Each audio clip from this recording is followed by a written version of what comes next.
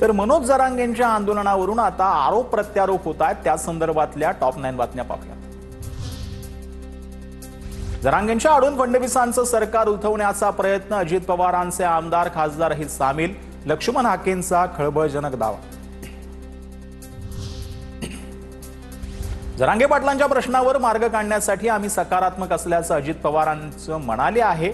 सरकार त्यांच्याकडून मार्ग काढेल असंही अजित पवार यांनी म्हटलं।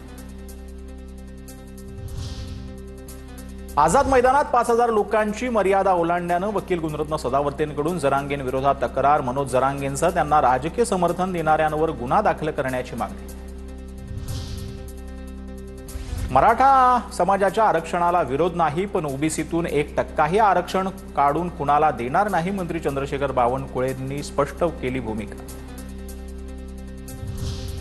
मनोज जरांगेंशी चर्चा करून त्यातूनच मार्ग निघू शकेल। जरांगेंकडून निरोप आला की चर्चा होईल। मनोज जरांगेंच्या आंदोलनावरती मंत्री राधाकृष्ण विखे पाटलांची प्रतिक्रिया।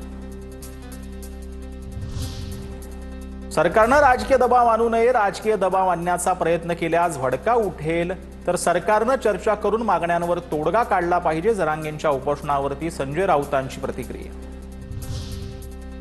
संविधानाच्या चौकटीत राहूनच मराठा समाजाला आरक्षण दिलं जाईल, गरज पडल्यास ओबीसी समाजही रस्त्यावर उतरणार।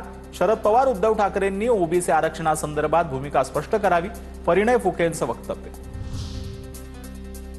शरद पवार उद्धव ठाकरे काँग्रेसनं मराठा आरक्षणाकडे दुर्लक्ष केलं, ओबीसींच्या आरक्षणाला धक्का न लावता मराठा समाजाला आरक्षण देण्याची भाजपची भूमिका।